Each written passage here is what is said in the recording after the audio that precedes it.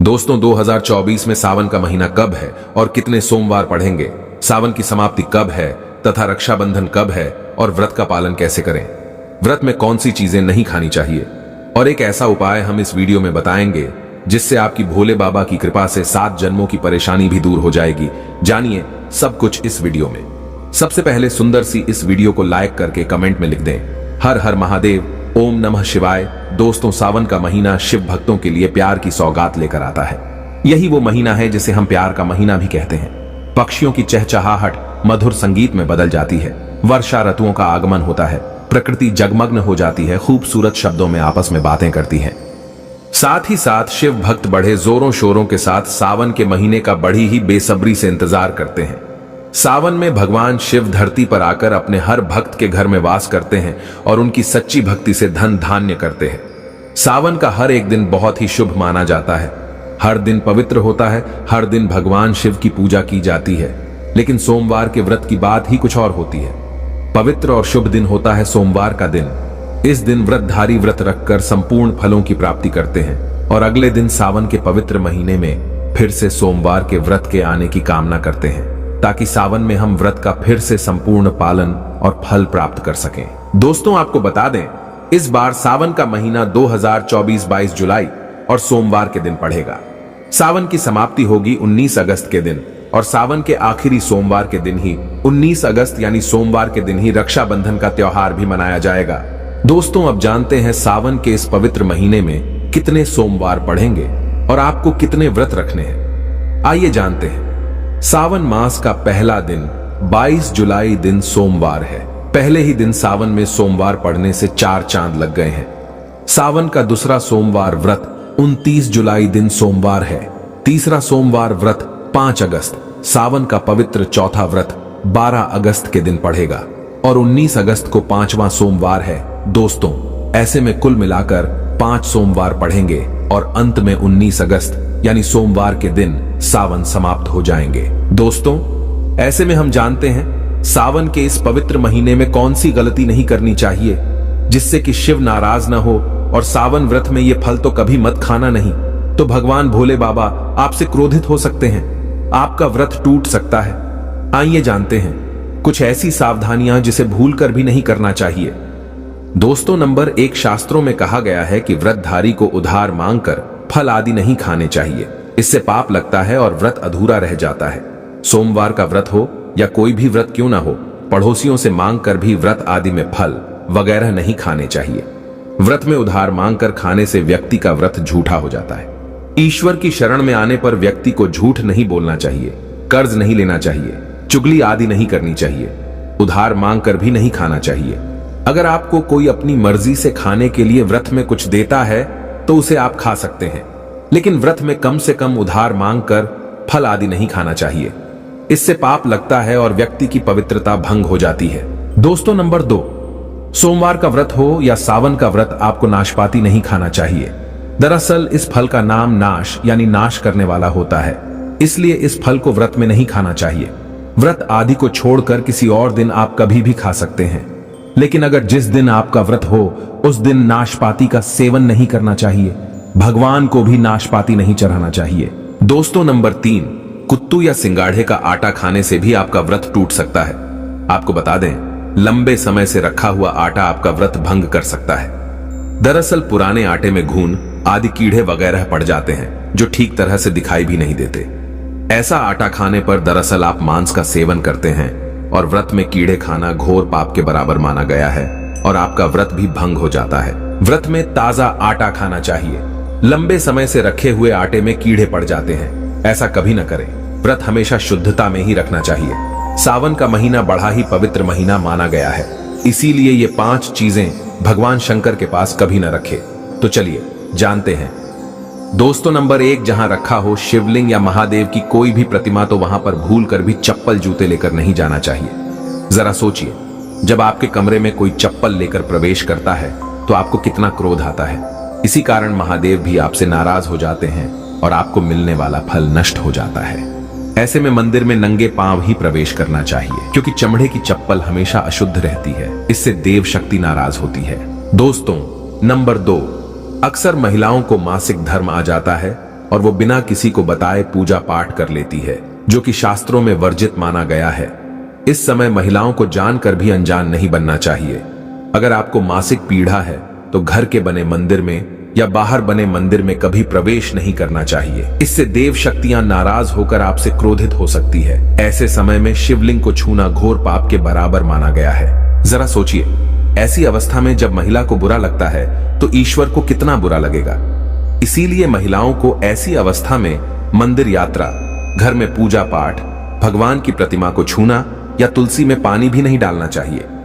तुलसी का पौधा भी सूख जाता है। जब देव शक्तियां नाराज होती हैं तो लाजमी है कि घर में कंगाली और गरीबी लड़ाई झगड़े होने लगते हैं। ऐसा कभी मत करना। दोस्तों, नंबर 3, शास्त्रों में बताया गया है कि जहां होता है शिवलिंग तो वहां पर सभी शक्तियां सक्रिय रहती हैं। अगर घर में होता है शिवलिंग तो वह व्यक्ति महादेव की कृपा सदैव पा लेता है। वास्तु शास्त्र के अनुसार शिवलिंग से हर वक्त ऊर्जा का संचार होता रहता है। इसीलिए शिवलिंग पर जलधारा हमेशा होनी चाहिए, जो ऊर्जा को शांत रखता है। कुछ लोग अपने घर में शिवलिंग तो रख लेते हैं, लेकिन वो 1 हफ्ते के बाद जल चढ़ाते हैं, जो कि बिल्कुल भी अच्छा नहीं माना जाता। अगर आप जल नहीं चढ़ा सकते तो आप अपने घर में शिवलिंग स्थापित कभी न करें, जो कि गरुड़ पुराण में बताया गया है। इससे उल्टा घर में विनाश होता है। दोस्तों, नंबर 4, शास्त्रों में बताया गया है कि तुलसी और महादेव का बैर माना गया है। इसी कारण तुलसी में शिवलिंग और गणेश की प्रतिमा को नहीं रखा जाता। कई लोग जाने अनजाने में शिवलिंग को तुलसी में रख देते हैं और घर में परेशानियां आना शुरू हो जाती हैं। इससे महाशक्तियां क्रोधित हो जाती है। शिवलिंग पर तुलसी भी नहीं चढ़ाना चाहिए।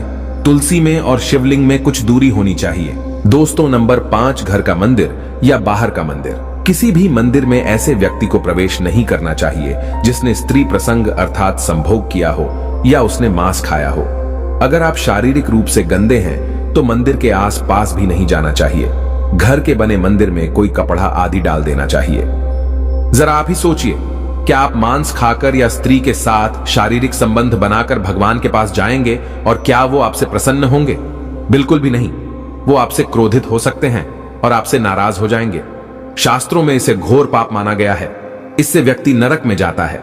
ऐसा दुष्ट स्वभाव मनुष्य की बर्बादी का कारण माना गया है। ऐसा न करें। ईश्वर के सामने हमेशा नहा धोकर मन पवित्र लेकर ही जाना चाहिए। इससे सभी शक्तियां आपसे प्रसन्न रहती हैं। दोस्तों, सावन के महीने में महादेव को ऐसे बेल पत्र कभी मत चढ़ाना, बहुत ही अशुभ माना जाता है। दोस्तों, पौराणिक मान्यताओं के अनुसार बेलपत्र चढ़ाने से शिव जी का मस्तक शीतल रहता है। बेलपत्र से भगवान शिव की पूजा करने से दरिद्रता दूर होती है और व्यक्ति सौभाग्यशाली बनता है। इससे हनुमान जी भी प्रसन्न होते हैं, क्योंकि वे शिव के ही अवतार हैं और इस बात को शायद ही कोई जानता हो। दोस्तों, पहले आप ये जानें कि बेलपत्र का उपयोग और इसके लाभ कैसे मिलते हैं। दोस्तों, नंबर 1, तीनों लोकों में जितने तीर्थ स्थल प्रसिद्ध हैं वे सभी तीर्थ स्थल बेलपत्र के मूल भाग में स्थित माने जाते हैं। इस बात को शायद ही कोई जानता हो। दोस्तों, नंबर 2, यदि बेल का वृक्ष घर के बीचों बीच या पूर्व दिशा में लगा हो तो घर में धन धान्य की कोई भी कमी नहीं रहती और परिजन खुशहाल रहते हैं। दोस्तों, नंबर 3, जो व्यक्ति बेल के वृक्ष के मूल भाग की गंध, पुष्प आदि से पूजा अर्चना करता है उसे मृत्यु के पश्चात शिवलोक की प्राप्ति होती है। दोस्तों, अब जानते हैं बेलपत्र से जुड़ी कुछ खास बातें। चतुर्थी, अष्टमी, नवमी, चतुर्दशी और अमावस्या तिथियों को, संक्रांति के समय और सोमवार को बेलपत्र नहीं तोड़ना चाहिए। पूजा से 1 दिन पूर्व ही बेलपत्र तोड़कर रख लें। दोस्तों, आपको बता दें, बेलपत्र कभी अशुद्ध नहीं होते। यदि आपको पूजा के लिए नया बेलपत्र नहीं मिल रहे हैं तो आप किसी दूसरे के चढ़ाए हुए बेलपत्र को स्वच्छ जल से धोकर भगवान शिव को अर्पित कर सकते हैं। दोस्तों, बेलपत्र में 3 पत्तियां होनी चाहिए। कटी फटी पत्तियों का बेलपत्र भगवान शिव को अर्पित गलती से भी मत करना। कटी फटी पत्तियों को अर्पित करने से शिव का अपमान माना जाता है और बेलपत्र का भी। इसलिए बेलपत्र की पत्तियां एकदम साफ होनी चाहिए। दोस्तों, सावन के इस पवित्र महीने में अगर जिस व्यक्ति को 5 संकेत मिल जाए तो इससे यह पता चलता है कि महादेव आपकी भक्ति से बहुत प्रसन्न है और आपको धनी होने से कोई भी नहीं रोक सकता। तो चलिए जानते हैं। दोस्तों, नंबर 1, बैल का दरवाजे पर आना। नंदी महाराज भगवान भोलेनाथ के वाहन है। नंदी को भगवान शिव का द्वारपाल भी कहा गया है। नंदी महाराज को बुद्धि और ज्ञान का प्रतीक माना गया है। शिव के मंदिर के बाहर हमेशा नंदी महाराज विराजित रहते हैं। लेकिन अगर सावन के इस पवित्र महीने में अचानक से नंदी महाराज आपके दरवाजे पर आ जाए और घर की चौखट को सींग मारने लगे, तब आपको समझ लेना चाहिए कि भगवान शिव आपके घर में आने वाले हैं, जो कि ये एक उनके आने का संकेत है। भगवान शिव आपकी भक्ति से बहुत प्रसन्न है और आपके घर में खुशियां आने वाली है। आपको धनी होने से कोई नहीं रोक सकता, लेकिन याद रहे नंदी महाराज को तिलक लगाकर मीठा भोग जरूर खिलाएं। दोस्तों, नंबर 2, सावन के पवित्र महीने में अचानक से आपके सपनों में अगर शिवलिंग दिखाई दे जाए, अर्थात भगवान शिव दिखाई दे जाए, तो इसे आपको यह समझना चाहिए कि अब आपके जीवन से परेशानियों का अंत जल्दी हो जाएगा। भगवान शिव आपकी सच्ची आराधना भक्ति से बहुत खुश है और वो आपके घर में आने वाले हैं। ऐसे में याद रहे, शिव की भक्ति में कोई भी कमी नहीं आनी चाहिए। घर को गंदा मत रखना, क्योंकि आपके घर में भगवान शिव आने वाले हैं। दोस्तों, नंबर 3, शास्त्रों के अनुसार माना गया है कि नीलकंठ भगवान शिव का प्रतीक है।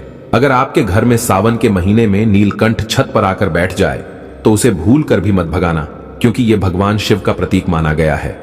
ऐसे में आपको खुश होना चाहिए, क्योंकि भगवान शिव आपकी भक्ति से बहुत खुश है।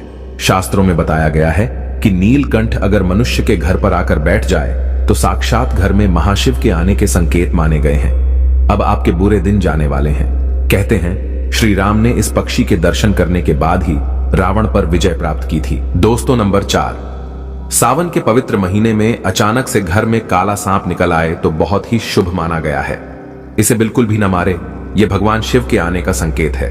जिनकी भक्ति से महादेव प्रसन्न होते हैं, तब महादेव किसी खास अवसर पर ही अपने दर्शन देते हैं। सावन का महीना बहुत ही पवित्र महीना माना गया है। यही वो महीना है जिसमें भगवान शिव धरती पर आते हैं और उसी घर में अपना वास बना लेते हैं जो सच्चा भक्त होता हो। सपनों में किसी मंदिर में नाग नागिन का जोड़ा देखना बहुत ही शुभ माना गया है। ये घर में शिव के आने के संकेत हैं। अब आपको खुश होने की जरूरत है। दोस्तों, नंबर 5, सावन के शुभ अवसर पर सोमवार के दिन डमरू की आवाज, घंटियों की आवाज सुनाई दे जाए तो ये अत्यंत शुभ माना गया है। इसका अर्थ यह है कि भगवान भोलेनाथ आपसे प्रसन्न हैं और जल्दी आपके घर और जीवन में प्रवेश करने वाले हैं, जिससे आपका आर्थिक संकट दूर होकर जीवन में सुख समृद्धि आने वाली है। महादेव आपसे बहुत। दोस्तों, एक आखिरी ऐसा उपाय है जिसको अगर आपने सावन के पवित्र महीने में कर लिया तो दुनिया की कोई भी ताकत, कोई भी शक्ति आपको करोड़पति होने से रोक नहीं पाएगी। बस कर लेना।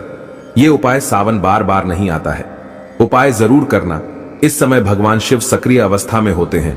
जो मांगो अवश्य होती है, हर कामना। दोस्तों, आज हम आपको बताएंगे मात्र कुछ ही समय में आपके जीवन से कर्ज हमेशा के लिए उतर जाएगा। अगर ना उतरे तो आप हमारे चैनल इसको अनसब्सक्राइब कर देना। हम आपको कागज, पेन, कॉपी आदि पर लिखकर दे सकते हैं कि मात्र कुछ ही समय में इस उपाय से आपका कर्ज तुरंत उतर जाएगा। घर से तमाम तरह की परेशानियां, गृह कलेश, पति पत्नी की परेशानी, नजर दोष, राहु दोष, मंगल दोष, पितृदोष, गरीबों का दोष, भयंकर काल सर्प दोष, शनिदेव का दोष, बरसों पुरानी यदि किसी की बद्दुआ, काला जादू अगर जीवन में किसी ने कर रखा है तो वह मात्र इस उपाय से पल भर में ही दूर हो जाएगा। दोस्तों, ना कम ना ज्यादा पूरे 5 काम आपको करने हैं। दोस्तों, अक्सर हम शौक के लिए क्या कुछ नहीं करते, यहां तक कि अपना घर तक गिरवी रख देते हैं। नौबत यह भी आ जाती है कि कुछ लोग तो कर्ज के कारण अपना घर तक छोड़ देते हैं। और वैसे देखा जाए तो कर्ज से बढ़कर कष्टप्रद कोई स्थिति नहीं होती। कर्ज एक श्राप की तरह होता है जो अगर एक बार लग जाए तो बिना उपाय किए उतरता ही नहीं है। अगर आप भी कर्ज के बोझ से परेशान हैं तो इस उपाय का प्रयोग अवश्य करें। 2 से 8 दिन के अंदर लाभ मिलने लगता है। ये बात आपको शायद मजाक लगे, लेकिन मैं आपसे वादा करता हूं कि यह 100% सत्य है। लेकिन इसका लाभ लेने के लिए आपको 5 काम अवश्य करना है, तभी ही कर्ज से मुक्ति मिलेगी। तो चलिए शुरू करती है। सच्चे दिल से कमेंट बॉक्स में लिखें हर हर महादेव, ओम नमः शिवाय। एक लाइक जरूर करें। आज का वीडियो बहुत ही सुंदर है, इसीलिए एक लाइक आप पहले ही कर दें, क्योंकि आप लाइक करना भूल जाते हैं। आपका एक लाइक हमारे लिए बहुत ही कीमती है, बहुत ही प्यारा है।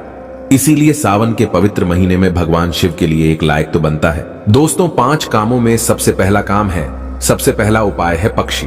पक्षियों को दाना डालने से जिंदगी की बहुत सारी खुशियां मिलती हैं, जिसकी आप कल्पना भी नहीं कर सकते। पक्षी को हर शनिवार, मंगलवार दाना डालने से जल्द कर्ज से मुक्ति मिलने लगती है।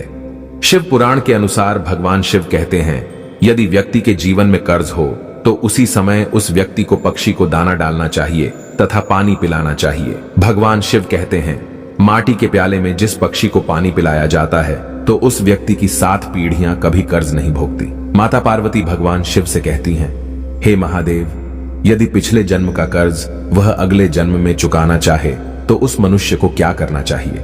दोस्तों, तब भगवान शिव माता पार्वती से कहते हैं, हे देवी, इसका सीधा सीधा प्रश्न मैं आपको देता हूं। अगर मनुष्य ऋण मुक्त होना चाहता है, कर्ज से मुक्त होना चाहता है, अगर वह अपने पापों से मुक्ति पाना चाहता है, तो उसे पक्षियों की निस्वार्थ भाव से सेवा करनी चाहिए, दाना पानी उन्हें देते रहना चाहिए। तभी ही मैं प्रसन्न रहता हूं और व्यक्ति को ऋण मुक्त करता हूं। अगले जन्म तक पीढ़ी दर पीढ़ी उसकी कभी कर्ज की भागी नहीं होती। अगर आप भगवान शिव के कहने से एक बार उनकी राह पर चल दिए, तब आपके जीवन में कभी कर्ज की कोई भी जरूरत नहीं होगी। आपको कर्ज लेने की आवश्यकता नहीं पड़ेगी, बल्कि तेजी से आपके घर में सुख शांति आएगी, धन बढ़ेगा, वैभव की प्राप्ति होगी। और यह उपाय करने के बाद इसका असर आपको 2 से 3 दिन में दिखने लगता है। यह कर्म तो जरूर करें, क्योंकि साक्षात भगवान शिव ने मनुष्य को कर्ज से बचाने के लिए बोला था। दोस्तों, चींटियों को अगर उनके मन के अनुसार खाना खिलाया जाए, भोजन कराया जाए, तो जिंदगी का वो सारा सुख मिलता है जिसकी हर किसी को जरूरत है। इसलिए ये उपाय भी करते रहे। ऐसा करने से जल्द कर्ज से मुक्ति मिल जाती है। चींटियां धरती पर मनुष्य का कर्ज कम करने के लिए ही धरती पर वास करती हैं। अगर मनुष्य इस बात को समझ जाए कि चींटियां हमारे कर्ज के बोझ को सहती हैं, कम करती हैं, कर्ज को घटाती हैं, तब उसी क्षण हमारे भारत में कोई भी कर्ज का भागी नहीं बनेगा। कर्ज के बोझ के कारण उसे अपना घर गिरवी नहीं रखना पड़ेगा। किसी भी शादीशुदा स्त्री को अपने गहने गिरवी नहीं डालने पड़ेंगे। भूमि आदि को परेशानियों के चलते बेचना नहीं पड़ेगा। दोस्तों, चींटियों का तो काम ही होता है मनुष्य के जीवन से ऋण को हमेशा के लिए दूर करना। कर्ज को चींटियां कैसे कम करती हैं, वो हम आपको उपाय बताने वाले हैं, तो वीडियो के अंत तक बने रहना। चींटियों को यह एक चीज अवश्य खिला देना, उसी दिन से आपका कर्ज धीरे धीरे उतरने लगेगा। क्या चीज खिलानी है हम वीडियो में बता रहे हैं, बस आप कंटिन्यू बने रहना और वीडियो को लाइक जरूर करें। दोस्तों, देखिए, चींटियों को आप ऐसा क्या खिलाएं जिससे उसी क्षण हम ऋण मुक्त हो जाएं, कर्ज हमारा छूमंतर से उतर जाए। क्योंकि हमने शुरू में ही बताया था, शास्त्रों में लिखा है कि चींटियां मनुष्य का कर्ज कम करती हैं, कर्ज को घटा देती है, समाप्त कर देती हैं। बस चींटियों को खिला देना, यह एक चीज। शास्त्रों के अनुसार माना जाता है कि जब यमराज के दूत मृतक के शरीर से उसकी आत्मा यमराज जी के पास लेकर के जब पहुंचते हैं, तब उसे कुछ याद नहीं रहता। तब उसके कर्म ही चींटी उसके कान तक पहुंचकर याद दिलाती है और तब वह यमराज जी के सामने बोल पाता है। चींटियों को गुरुवार, शनिवार, मंगलवार और बुधवार के दिन यदि बेसन के लड्डू सुनते रहिए, यदि सावन के महीने में बेसन के लड्डू खिलाए जाएं, तो चींटियां प्रसन्न हो जाती हैं और मनुष्य को आशीर्वाद देती हैं। चींटियों को ग्रहों की रानी कहा जाता है। नवग्रह का चींटियों में साक्षात वास होता है। वेद पुराण के अनुसार साक्षात चींटियां माता लक्ष्मी को आपके घर तक ला देती है। घर में माता लक्ष्मी को लाने का सबसे बड़ा हाथ चींटियों का ही होता है, क्योंकि चींटियां प्रसन्न तो माता लक्ष्मी भी प्रसन्न। बेटियों को चीनी खिलौने से ग्रह शांत होते हैं। ग्रह यदि एक बार शांत हो जाए तो मनुष्य खुद ब खुद राजा बन जाता है। करोड़पति महाधनी घर में तेजी से धन चुंबक की तरह खींचा चला आता है। यह दूसरा उपाय है और आपको चींटियों को चीनी या बेसन के लड्डू जरूर खिलते हैं, चूकना मत, भूलना मत। आप चाहें तो मीठे बिस्किट भी चींटियों को आवश्यक पूर्वक खिला सकते हैं। बिस्किट हम भी चींटियों को इस दिन जरूर खिलाते हैं। दोस्तों, नंबर 3, बंदर। सावन के पवित्र महीने में बंदरों को अगर हर मंगलवार मीठा और चना डाला जाए तो जिंदगी की वो हर मुश्किलें हल हो जाती हैं जिसकी हर व्यक्ति को जरूरत है। बंदरों को खाना खिलाने से बजरंग बली बहुत ही प्रसन्न हो जाते हैं और आपके सारे कष्ट हर लेते हैं। एक बंदर को मंगलवार के दिन भोजन कराने से 10 हनुमान चालीसा का फल प्राप्त होता है। 10 बंदरों को चना आदि केला खिलाने से 1000 बार हनुमान चालीसा पढ़ने का पुण्य प्राप्त होता है। दोस्तों, सावन में काल भैरव की सवारी कुत्ते।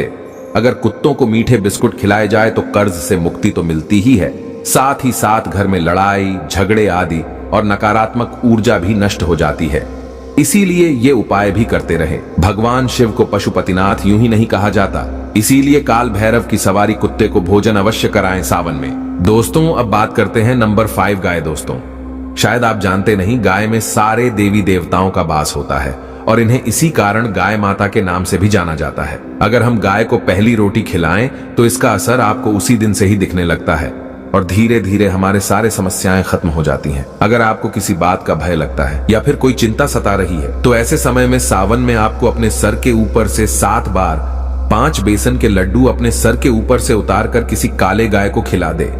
ऐसा करने से आपको कर्ज से तो मुक्ति मिलती ही है, साथ ही साथ हमारे सारे पाप भी मिट जाती है। और दुष्ट तो जरूरी जानकारी, अगर आपको 10 दिन के अंदर कर्ज से मुक्ति पाना है तो सावन में इन 5 उपाय को अवश्य करें, तभी ही कर्ज से मुक्ति मिलेंगे। पशुपतिनाथ के लिए 1 लाइक तो बनता है। हर हर महादेव सावन की हार्दिक शुभकामनाएं।